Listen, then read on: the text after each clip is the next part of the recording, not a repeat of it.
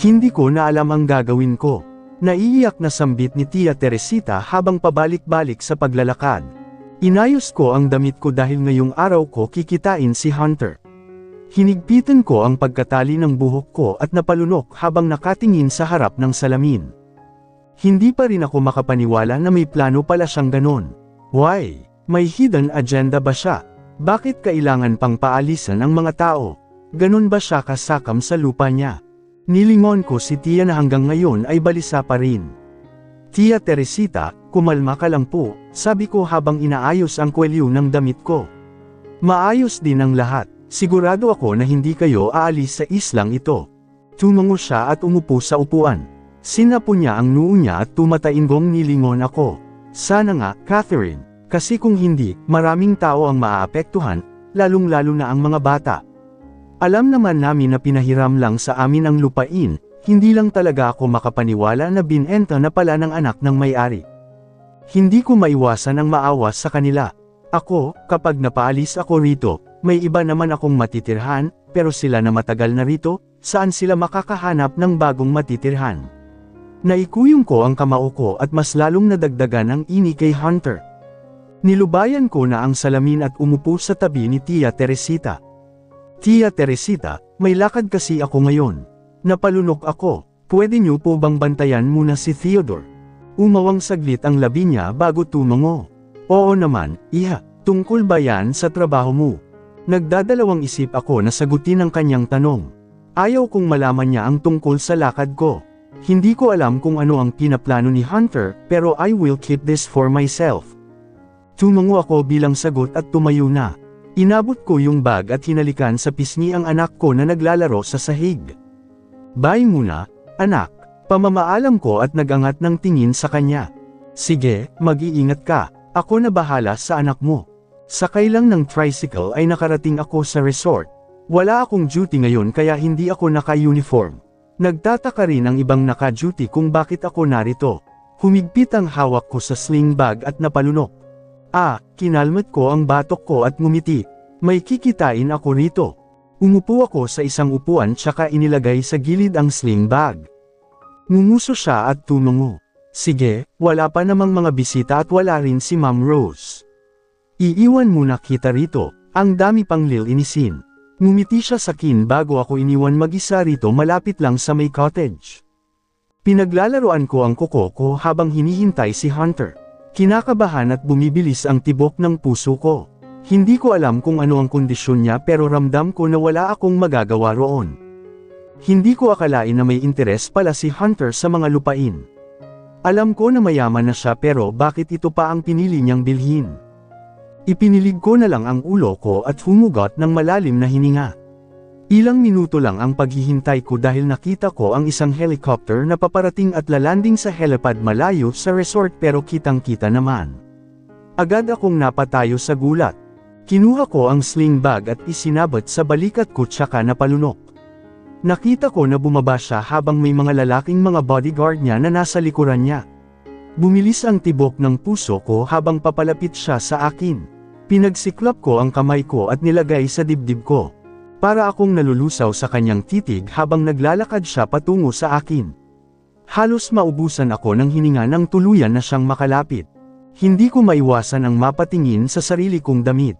I was just wearing a white polo shirt and a blue skinny jeans habang siya ay nakasuot ng plain white t-shirt at black cargo pants. Pinasadahan niya ako ng tingin bago siya naglahad ng kamay. Kinakabahan ako dahil baka may makakita sa amin. Take my hand, mapang utos niyang sinabi. Napalunok ako at nagangat ng tingin sa kanya. Take my hand, Hope, Katerina. Hinunutin ko siya ng noo at inilagay ko sa likuran ang kamay ko. Nakita ko na nandilim ang paningin niya dahil sa ginawa ko. Ayokong may makakita sa amin. Iyon ang iniiwasan ko. Take my hand, pamimilit niya. Sasakay tayo sa helicopter. Nanlaki ang mata ko. Bumilis ang tibok ng puso ko. Ano ang ibig niyang sabihin? You asked for this, baby, he smirked.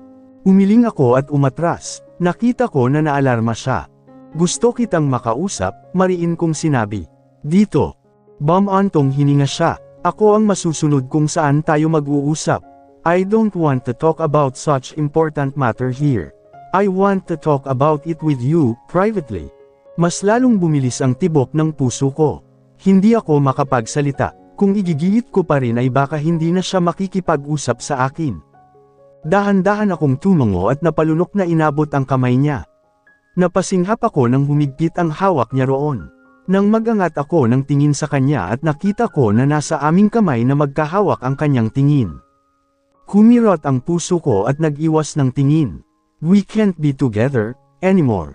Gusto ko lang na mamuhay ng tahimik. I don't want to associate with him anymore. But wala akong magagawa roon. Nanginginig ang kamay ko habang inaalayan niya ako paakyat sa helicopter. Halos hindi ako makahinga sa takot. Ito ang first time ko na makasakay at natatakot ako tsaka kinakabahan. Tumabi siya sa akin at hinawakan ang magkabilang balikat ko. Don't be afraid, aniya sabay tingin sa akin gamit ang kanyang malalalim ba mata. I am here. Sinubukan ko na pakalmihan ang sarili ko. Humigpit ang hawak ko sa kanya nang simula nang umangat ang helicopter. Kinaikit ko ang mata ko sa takot. Nakarating kami sa mualbual ng matiwasay. Nalaman ko na lang na may private resort siya na nirerenta para sa amin lang dalawa. Bakit? Mag-uusap lang naman kami. Bakit kailangan pa magrenta? Ganun ba ka-pribado ang pag-uusapan namin? Napayakap ako sa aking sarili nang makaramdam ako ng lamig ng hangin. Isa ito sa beaches dinadayo ng mga dayuhan ngunit pinasara ng isang araw kasi ni Anthony Hunter para lang sa pag-uusap namin. Napalunok ako nang makita ko siyang nagangat ng tingin sa akin. Kakababa niya lang sa phone niya habang ako ay nakatayo pa rin. Tutal ay narito na naman ako ay baka bibili ako ng mga bagong gamit sa mall para sa anak ko at groceries na rin. Presko ang hangin at open space ang restaurant parte ng resort. Tanging kami lang ang narito at ilang staff na nakatingin sa amin. Nag-iwas ako ng tingin at mas lalong kinabahan. Take a seat. Hinila ko agad ang upuan bago pa man siya makahila para sa akin. Ayokong magkaroon ng isyu at narito ako para lang isang layunin. Leave us alone, everyone. Si Hunter sabay lipat ng tingin sa mga staff na agad nagsiyalisan bukod sa isa na mukhang magsiserve para sa amin. Hunter, let's have our breakfast first, pagputol niya sa akin. Hindi pa ako kumakain. Itinaas niya ang kamay niya at nagulat na lang ako nang biglang sumulpot ang isang waiter. Huminga ako ng malalim. Hunter, didiretsuhin na lang kita, ikaw na lang ang kumain. Please, huwag mo nang paalisan ng mga tao. Halos magmamakaawa na ang boses ko. Umiling siya at may ibinigay sa waiter. Let's eat first, Hope. Sumeryoso ang boses niya. Hunter, importante ang pag-uusapan natin. Tumaas ang boses ko. Maraming mga tao ang mawawalan ng tirahan kapag pinapaalis mo sila. Ganyan ka na ba kasakam para gawin iyon?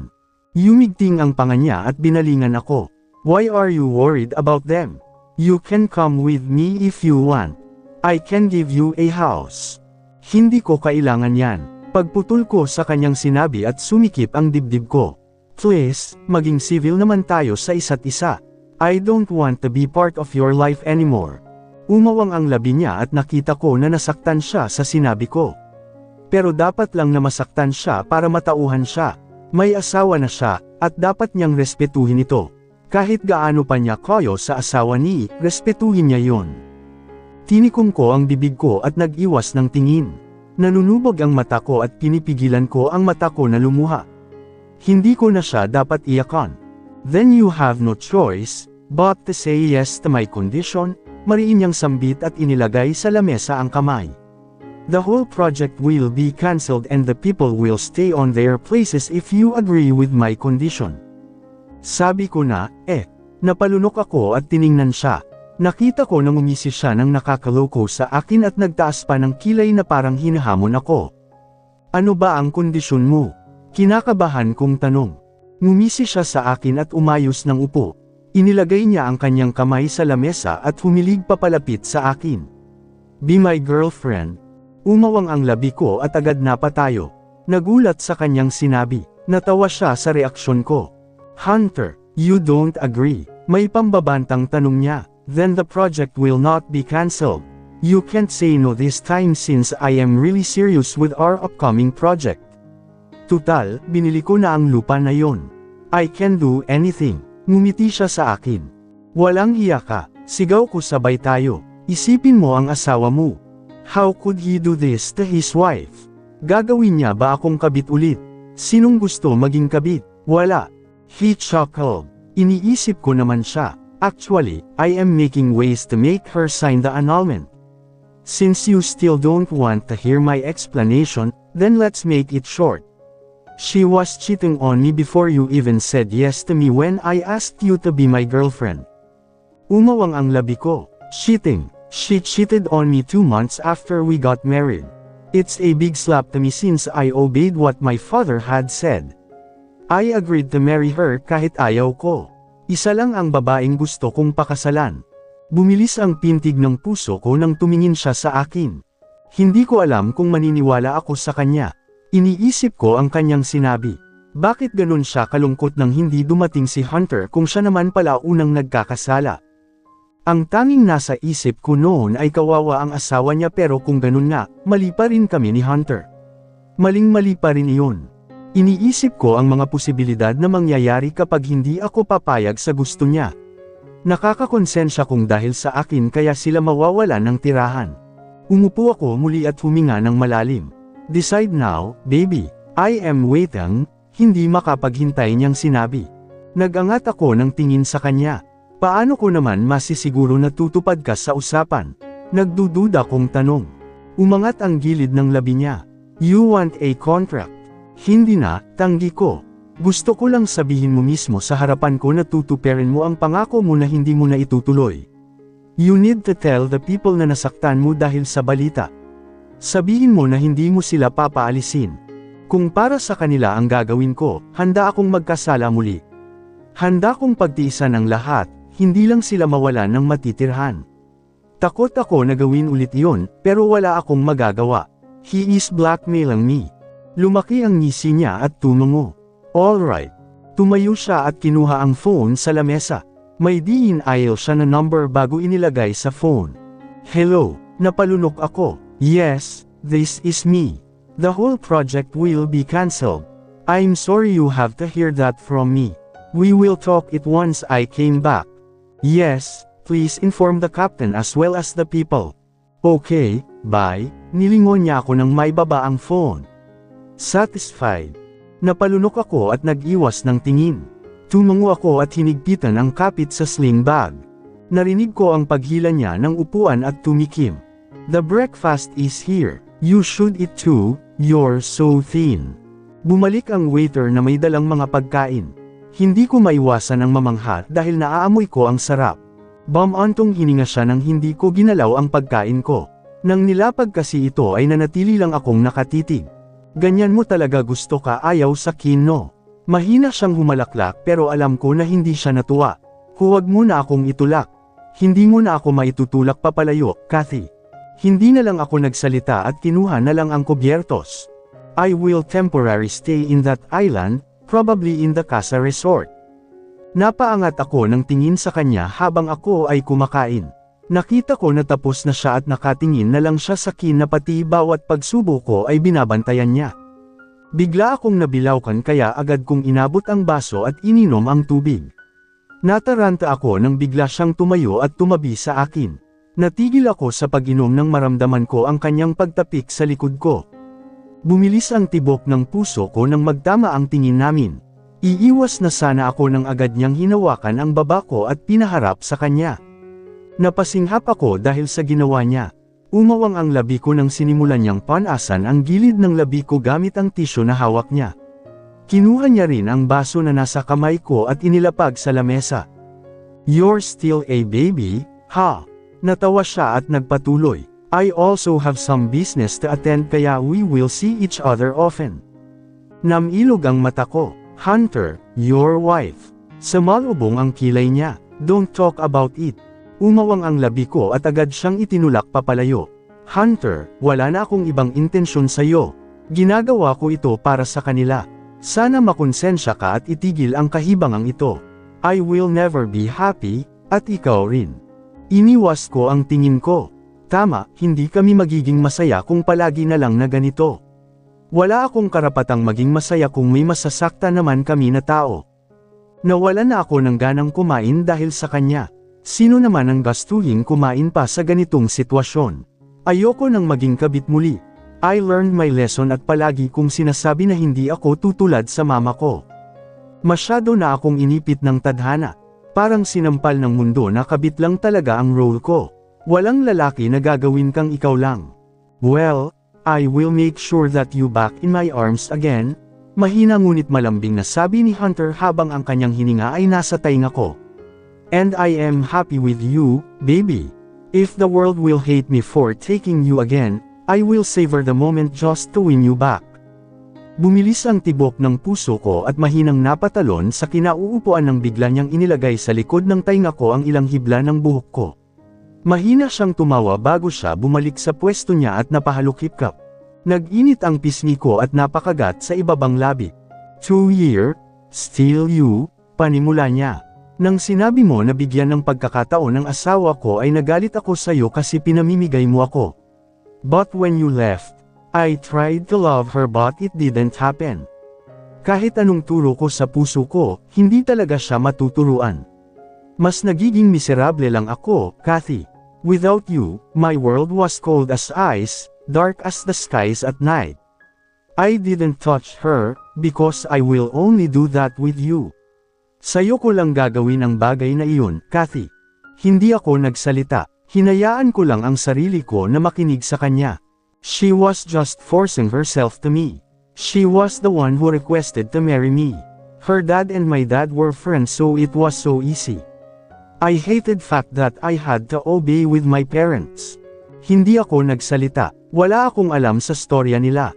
Ang tanging alam ko ay ipinagkasundo lang sila sa isa't isa. Pero kahit ganun nga, hindi pa rin maipagkailan na kabit ako. You were my secret that I wanted to keep forever. I don't want you to discover the real me until I totally fixed myself. But it was too late. Napalunok ako. Bakit ba siya ganyan? Bakit niya ako dinadala sa ganitong sitwasyon? Kahit ayaw mo sakin, napalunok siya. Mahal na mahal kita. Napasinghap ako at nagangat ng tingin sa kanya. Hunter, I badly wanted to be with you. Let's leave this cruel place, Kathy. I will make sure that my wife will sign the annulment paper. After that, run with me. Umawang ang labi ko at nakaramdam ng kirot sa dibdib. Kathy, let's leave this country. Kapag napirmahan na niya ang papeles, come with me. Umawang ang labi ko at biglang kinilabutan sa sinabi niya. Iniwas ko na lang ang tingin ko at tinikom ang bibig. Hindi na ako dapat umalma ngayon. Pumayag na ako sa gusto niya at wala na akong magagawa. Do you want to go shopping? Tanong niya nang makalabas kami sa resort. Dumistansya ako ng konti sa kanya habang tinitingnan ang paligid. Ayokong may makaalam sa pananggagawa namin ulit dahil natatakot ako. Don't worry, walang makakakilala sa teen. Hindi ko mapigilan ang mapangiwi. Siya lang naman ang gusto nito, pabor ito sa kanya kasi may kailangan ako. Pero bago ko iisipin yun ay iniisip ko ang anak ko. Hindi kasi ako pinapauwi agad ni Hunter at naiinis ako sa sarili ko dahil hinayaan ko siya. Mahal na mahal ko pa rin si Hunter pero hindi tama ito. Hindi tama itong ginagawa niya. At mas kailangan ako ng anak ko ngayon. Hindi na, tanggi ko. Kailangan ko nang makabalik sa isla. Umawang ang labi ko nang bigla niya akong hinila papalapit sa kanya. Ngunguso siya at tinaasan ako ng kilay. Bakit ka nagmamadali? Nagdududa niyang tanong. Ano ang nasa islang iyon na hindi mo kayang baliwalain? Na you will do anything kahit na bumalik ka sa kin para lang hindi sila mapaalis. Umawang ang labi ko at napalunok. Naramdaman ko ang pagbilis muli ng tibok ng puso ko. Hindi ko alam kung ano ang sasabihin ko. I wanted to protect the island and its people kasi tinuring nila akong pamilya. Hindi ko kayang baliwalain sila dahil sa islang iyon isinilang ang anak ko, ang anak namin ni Hunter. Hindi ako nagsalita at napayuko na lang. Nanginginig ang kamay ko. Ayokong malaman niya na may anak kami. Sobrang selfish pero si Theodore na lang yata ang gusto kong ipagkait sa lahat. Gusto kong protektahan ang anak ko. Napasinghap ako nang hinawakan niya ang baba ko at inangak paarap sa kanya. Ang kanyang mata ay pumungay habang nakatingin sa akin. Napalunok ako nang makita ko kung gaano siya kaseryoso. I see that you love that island, Kathy. Hinaplos niya ang gilid ng labi ko. I will treasure the island just like you do, because I love you so much. Sumikip ang dibdib ko nang marinig ko ang katagang iyon. Bakit napakasakit dinggin ang salitang mahal kita? Sobrang sakit kasi alam mo sa sarili mo na hindi siya magiging sayo. Hindi magiging kayo hanggang sa huli. Nag-iwas ako ng tingin sa kanya at mahina siyang tinulak papalayo sa akin. Nang binitiwan niya ang baba ko ay napaayos sa sarili ko. Paano kapag hindi pala ako kasal sa iba, Kathy? Paano kaya? Tanong niya sa akin. Mas lalong sumikip ang dibdib ko. Hindi ko magawang magsalita dahil palagi niyang tinatanong sa akin. Kung hindi siya kasal, ay sana hanggang ngayon ay kami pa rin, siguro kasal na kami ngayon. Siguro masaya kami. Hunter, nilingon ko siya. Stop asking me that kind of question. Pumayag na nga ako diba? Kabit mo na ako ulit. And I hate it. Ayoko sa setup na ito. Nanubig ang mata ko matapos sabihin iyon. Gusto ko lang naman ng isang payapang buhay. Pero palagi niya na lang akong ginugulo. Hindi kita kabit. Sumeryoso ang boses niya. Hindi ako makapaniwalang nilingon siya. Ang kanyang mata ay madilim na at salubong na ang kilay. Para kaming mga tanga rito sa labas ng resort. Mabuti at walang masyadong tao at may mga tauhan siya na nakapalibot. Ano ang tawag mo sa akin? Tumaas ang boses ko. Hindi siya nagsalita. Nanatili lang siyang nakatingin sa akin. Tinuro ko ang sarili ko. Ano ang tawag sa akin, Hunter? Diba, kabit? Tuluyan ng tumulo ang mga luha sa mata ko. Umiling ako sa kanya at nag-iwas ng tingin. Pinahiran ko ang sarili kong luha at sumangot. You are the love of my life, Kathy, makahulugan niyang sinabi. Hindi ka basta-basta babae ko lang. Patuloy kong pinahiran ang luha ko nang maramdaman ko ang presensya niya sa gilid ko. Stop crying. Pareho pa rin iyon, Hunter. Pinaparamdam mo lang sa akin kung gaano ako kasamang babae. Hindi ko pangarap na maging kabit mo. Walang may gusto. Hamina ang boses ko. Hindi ko gusto. Kumusta ang lakad mo? Tanong ni Tia Teresita habang nasa kondangan ko si Theodore. Hindi ako nagpahatid kay Hunter. Mas gugustuhin ko pang umuwi mag-isa. Ayoko muna siyang makaharap. Okay lang naman po, tipid kong sagot at hinaplos ang buhok ng anak ko. Napangiti ako nang tumangala ang anak ko sa akin. Makulat ang buhok ng anak ko na naman na rin niya kay Hunter. Kulot ang buhok ni Hunter pero palagi niya itong ginugupitan. Ang sabi niya sa akin dati na sa lahat daw ng ayaw niya ay yung buhok niya kaya clean haircut siya palagi. May anunsyo raw ang kapitan bukas, aniya at umupo sa tabi ko. Sana magandang balita ang ibubungad niya sa amin. Narito na kasi ang hanap buhay namin. Napakagat ako sa aking labi at binaba ang anak ko sa sahig nang magpumilit ito na bumaba. Tia, huwag kang mag-alala, sigurado ako na magandang balita iyan. Dapat lang na tumupad si Hunter sa sinabi niya. Nako, sana nga. Umaasa niyang sabi tsaka ngumiti. Napabuntong hininga na lang ako at muling inalala si Hunter. Tingin ko ay naroon ulit siya sa resort at hindi ko maiwasan ang kabahan dahil hindi impossible na makikita ko siya. Sana ay hindi niya malaman kung saan ako nakatira. Ayokong malaman niya na may koneksyon pa pala kami sa isa't isa. Kinabukasan ay inilagay ko sa palanggana si Theodore na may tubig. Doon ko siya pinaliliguan. Hawak-hawak ko ngayon ang Johnson na sabon habang si Theodore ay naglalaro sa larwang bibe. Hinaplos ko ang basa niyang buhok habang nilalagyan ko ng sabon ang kanyang katawan. Baby, magkaka-time rin ako sa iyo. Sorry talaga kasi busy na naman si mama, sabi ko at hinalikan ang anak ko sa pisngi. Napapikit ako ng aksidente niya akong nabasa ng tubig. Pa, nahihirapang sinabi ni Theodore na siyang ikinagulat ko. Papa, baby, sumikip ang dibdib ko.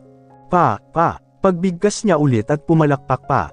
Tumulo ang luha sa aking mata. Ako ang nasaktan para sa anak ko. Hindi ko siya mabibigyan ng kompletong pamilya. Lalaki siya na walang ama. Ngayon pa lang ay nasasaktan na ako. Mahal na mahal kita, anak. Sana mapatawad mo ako. Gagawin ko ang lahat para sa iyo, pero isang bagay lang na hindi ko maibibigay. Si Hunter. Oo, malaya kong masabi sa kanya na may anak kami. Pwede ko yun gawin kung gusto ko. Pero mas pinili ko ang mas tama. Ayokong makagulo ng pamilya, mas gusto ko na mamuhay na lang ng tahimik. Maiintindihan din ng anak ko ang ginagawa ko. Pagkatapos kong pinaliguan ng anak ko ay inihabilin ko ulit siya kay Tia Teresita. Hindi naman libre kasi may pera akong binibigay kay Tia Teresita dahil alam ko na mahirap magbantay ng bata.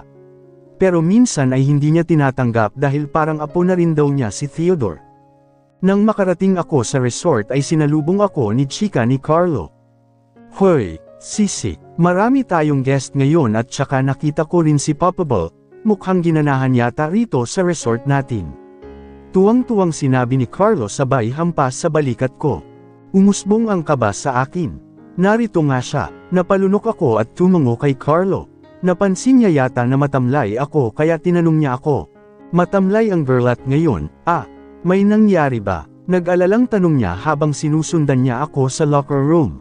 Wala naman, tipid kong sagot sabay bukas sa locker. Narinig ko ang pagbuntong hininga niya.